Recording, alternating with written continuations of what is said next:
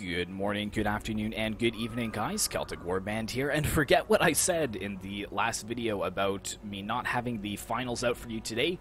I was surprised that GEARHAWK and HOENN actually got it done, so I'm going to quick time record it for you guys and get it out to you guys. It should be out. Well, if you're watching this on Monday, I succeeded in getting it out on Monday. But yeah, so Cassius in the last one was unfortunately eliminated, and now it's GEARHAWK versus HOENN Master. So this is the final battle. Whoever wins this will receive a copy of Thrones of Britannia and win my tournament. So very excited to see who the winner is, and apologies that the volume was a little bit loud on the last episode. I think I was tweaking my settings for another video that I was making, and I forgot to turn it back down. But without further ado, let's get to GEARHAWK versus HOENN Master.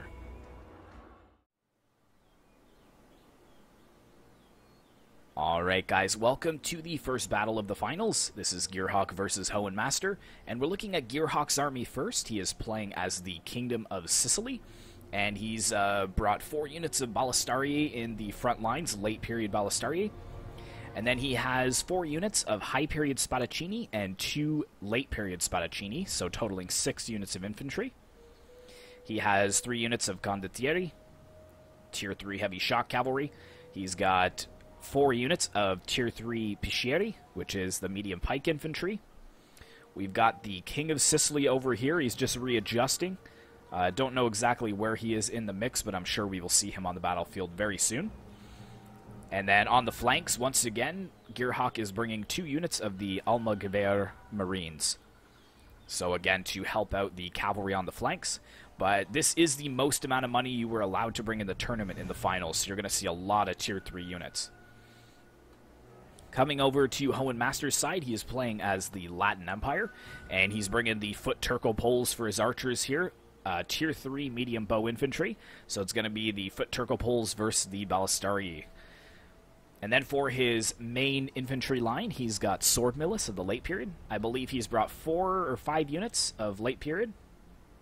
Let me double check the count here. 1, 2, 3, 4, 5. Apologies, it's 6 units. And then he has 4 units of the dismounted Fratre Milite Templi, 2 on either flank. And then on the far flanks, he's got 2 units of foot sergeants, 1 on each side. And he's brought Fratre Milite Templi for his cavalry. I think 3 units of them. And his general should be all the way on the other flank, the Latin Emperor of the High Period. And I believe that's him there. We can catch him moving forwards. He's got the little purple sleeves. But yes, only High Period cavalry for the Latin Empire. So that may be a bit of a problem since he's going up against the Condottieri. But if GEARHAWK does use his cavalry improperly, I guess the High Period Templi could get the upper hand. However, it looks like both of them do have spears mixed in with their cavalry, so very even deployment on the battlefield. But at this stage of the game, I think HOENN Master knows that he does have the skirmisher range on GEARHAWK, so I think he is probably going to be happy to sit here and wait for GEARHAWK to come to him. Now, these foot Turco poles, HOENN, I think, really enjoys these because of their missile damage. As you can see, 74 missile damage, and they've got that really good range, plus their rate of fire is 35. Meanwhile, the Ballistariae rate of fire is 11, so much less, although they do have 105 damage, but I believe that means they're on heavy shot, I think, because standard damage for the standard arrows, I think, was 60. If I remember correctly. But yeah, again though, 80 missile block versus the Turco poles only 30 missile block, so it's going to come down to the rate of fire of the Turco poles versus the missile block chance. And that's probably the reason that the rate of fire is so low on these guys, is because they're on heavy shot. So they may have like 20 for the regular shot, but we will see who comes out on top there. You can see the High Period Spadaccini look really nice. This is the finals, men.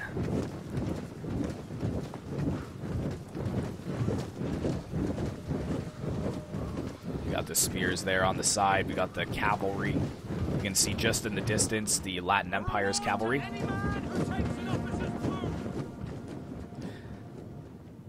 And they are way, way on the flank over here, actually. They're kind of almost isolated, I would say.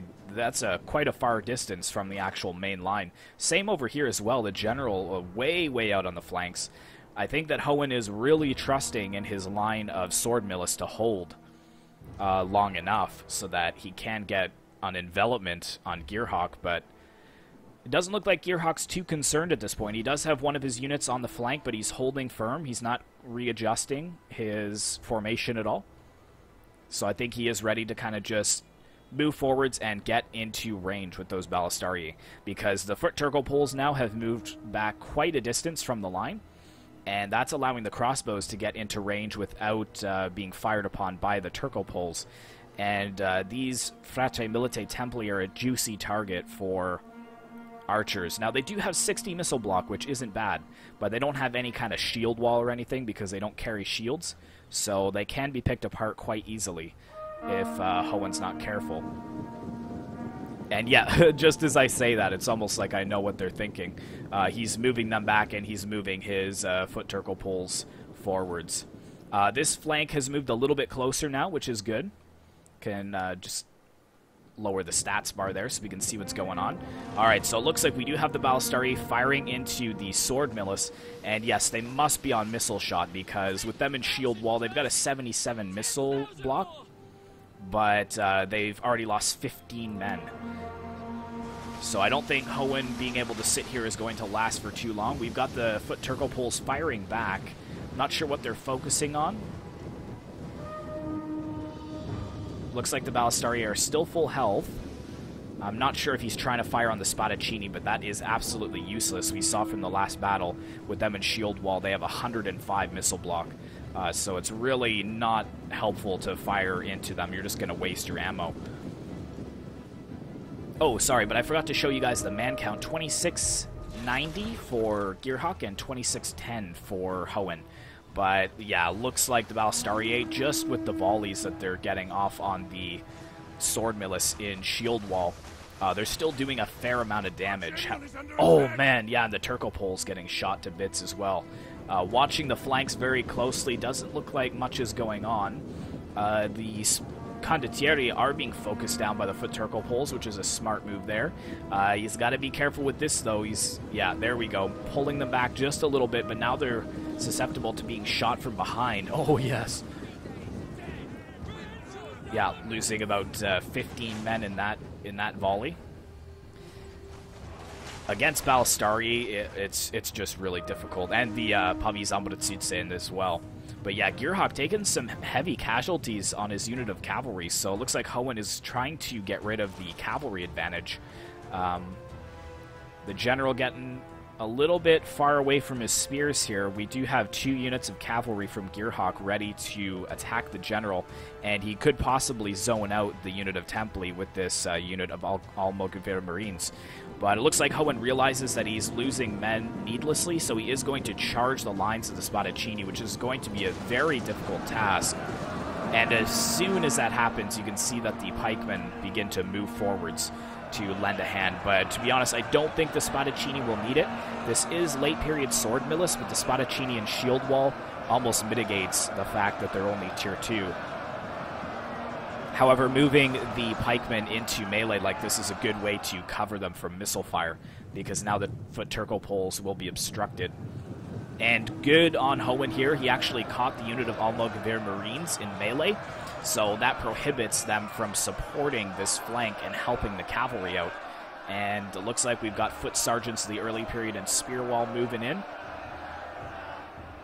And over on this flank as well, looks like HOENN is focusing his cavalry to envelop the enemy. Now, it looks like GEARHAWK has kept back 2 units of pikemen for protecting the flank. You can see they're facing the way of the rear where the cavalry is coming in. Oh, what's going on here? Oh, no, he must not realize this. Oh, no. Oh, no, I think HOENN didn't realize they were facing the back way. Oh, no, that is horrible. Hoenn, I feel for you, buddy. Oh, no. He probably thought they were facing forwards and he was going to get a nice charge on them. Oh, losing the general like that. That is, look at this, just mass rout from the sword milice. Units with 100 men, still 120, 110. And now we've got some good rear charges over here, breaking the sword milice on the flanks. Oh, man, that is a huge mistake. And I think that's cost Hoenn the battle now for sure. Look, the balance of power gone way into GEARHAWK's favor. He has a 1,000-man advantage now on Hoenn due to the fact that all of his frontline units have just routed. Oh, that is so frustrating. I can, but I can't imagine how that feels. Because I've definitely done that before, but... oh, man, that's brutal. I'm sure Hoenn was just like, well, that's pretty much it then. That's all she wrote. GEARHAWK sneaking his cavalry through here. The general, the king, actually trying to get through the Templi over here. We've got the Fratre Milite Templi over here as well. But, yeah, we've only got 13 seconds left, so I'm not sure if it's just going to be a mass rout or if he's just going to concede. Yeah, general's gone, looks like, so... yeah, I think Hoenn just conceded there. Because he did have his cavalry left, but that wasn't wavering. But most of his infantry just broke pretty much as soon as the general did. Oh, that is so frustrating. So, yeah, it's pretty low kills all around. Like, I mean, the crossbows did a fair number of damage. The foot turtle poles, not so much. This unit of Fratre Milite Templi doing well. But, yeah, see, the cavalry, I think he just conceded at the end there. His spears were pretty much full health. These were full health, but there was no coming back from that, unfortunately. Man, in the finals, too. That sucks. That really sucks. Anyways, so it's not over yet. Let's go ahead and take a look at the second battle and see if Hoenn can force a third. And now we come to the second and possibly final battle of this Medieval Kingdoms 12-12 tournament. And we're going to go ahead and look at Hoenn's army first as they're moving forwards. And he is playing as the Holy Roman Empire. I believe this is Hoenn's favorite faction, and I think it's the one that he plays the most with. But the tables have kind of turned now, so instead of archers, he's bringing Pavi Sambratsutse, some really solid crossbows. For his mainline infantry, he's gone with 8 units of the Ikorchur footmen. So tier 3, we've seen how well GEARHAWK used those in the last battle. And for his pikes or polearms, he's bringing 4 of the high period Landwehr. And his cavalry, he's brought 3 units of Imperial Ritter, late period heavy shock cavalry. And for the general, he's got the Emperor's Hairchild of the late period. And again, there is the man himself. So that is, I believe, it for Hoenn's army. So let's go ahead and take a look at GEARHAWK's. He is playing as the Kingdom of Castile, or Castilla. I don't know exactly how to pronounce it, but I'm pretty sure it's Castile. And he's now bringing archers this time. So he's got 4 units of Moorish archers. And for his mainline infantry, he's brought Rodaleros here. He has 5 of them, all in a line. And then I think he has one unit of early period. Whereabouts is that? Yeah, here we go. The Adventurer Scuteferi. So he's got 1 unit of them. So he probably had some cash left over and just decided to grab 1 of them. For his cavalry, he's brought the Equestres Militares, tier 3 heavy shock cavalry. And he's bringing oh my goodness. Alabarderos. Alabarderos. That sounds Spanish. But 4 of them. So medium polearm infantry, but they are tier 3. And we've got El Rey de Castilla over here as well. And I think he's the one with the gold helmet. I think he has one of the most glorious golden helmets of any faction leader. Just has the crown like molded right into the helmet. I could see him wearing that like around the castle. And the last but not least, he's brought a couple units of the Lanceros Armaduras. So tier 3 spears this time. Castile just has some glorious looking units though. So colorful. I really love it. But that is it for his forces, and as you can see, he's got the same formation here. He's got the 3 cavalry split up there with the general's bodyguard in behind. HOENN, he's got the 4 units of crossbows ready to go with his cavalry on his flanks. But this time he isn't going to split off and try an envelopment tactic. He's just going to hold a nice solid front line with his equal footmen and support where they're needed with the Landwehr. But GEARHAWK will have the ranged advantage this time, so HOENN will probably have to move forwards just a little bit to get them into range. But the Pavis Ambrechtsuitse will shred these Moorish archers, no doubt about it. He just has to actually get them into range. And again, these Ambrechtsuitse with 80 missile blocks, so very formidable archers.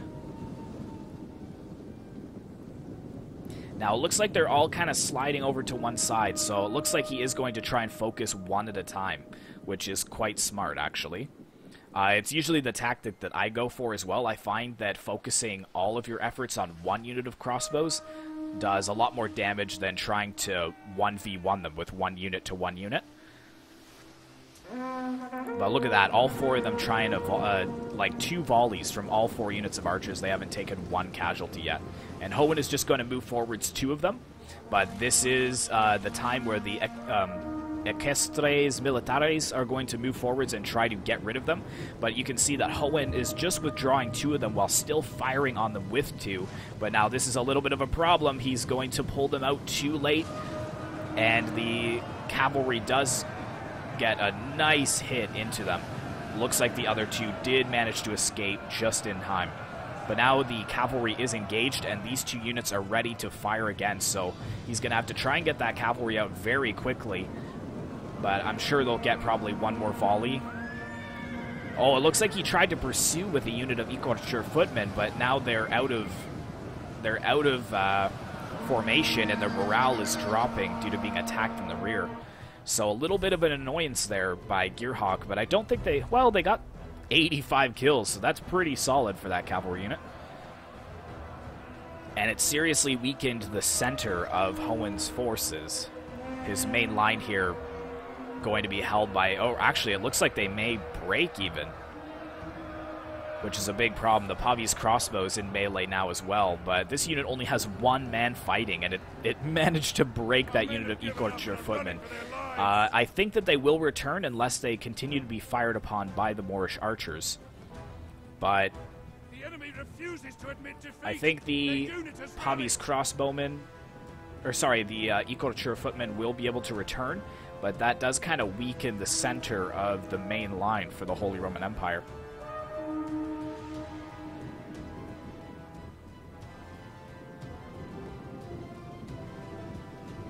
Yeah, there it goes back into position. He is firing on the Aventurer Scutafuri. I haven't even checked what their missile block is. 85 while in spear wall, so that's pretty solid. These are only 62 while in shield wall. I said spear wall there, but I meant shield wall. Okay, I'm hearing some hoof beats. What's going on? Looks like we got some of the Imperial Ritter coming around on the flanks, but that does leave this flank exposed. So it's a little bit of a risky move. I get why he's doing it, but I would rather keep my cav close by to protect the flanks and look for areas where I can charge in without, I guess, without warning. Just like GEARHAWK did. Like, that was a really explosive charge, and I think that HOENN thought he would have time to fire down on that unit of cavalry, but it was just way too quick. It got there way too quickly. And then I think that this unit of equal footmen followed when they shouldn't have. They should have just stayed where they were. Moorish archers taking some casualties, but they're getting a decent amount of kills. The Pavis crossbows are pretty much matching their kills, which these Pavis crossbows should be getting more kills. They need to be focusing on some juicier units.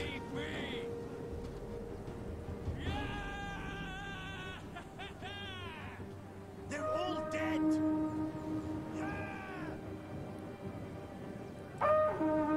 Moorish archers moving forwards again. Looks like one of the units here was running forwards. The unit of Aventurer Scutafuri in shield wall as well. They've taken some damage, but I think that HOENN was focusing this unit before, which it's only a tier 1 melee infantry unit, so I wouldn't really worry about that unit. It's probably going to break against the Equarcher footmen anyways. I would just try to get rid of these Moorish archers, which it looks like HOENN is doing a good job. Oh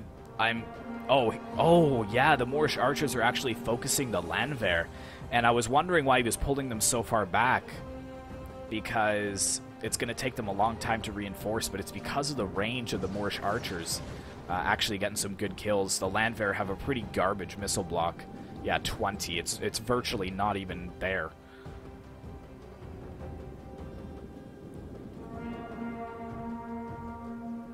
Alright, looks like we've got some of the alabarderos coming in. They're also being focused by the Pavis crossbows. But it looks like they're getting into the line with not too many losses. And now they're going to be protected just behind the line of Rodeleros. And these guys look pretty awesome.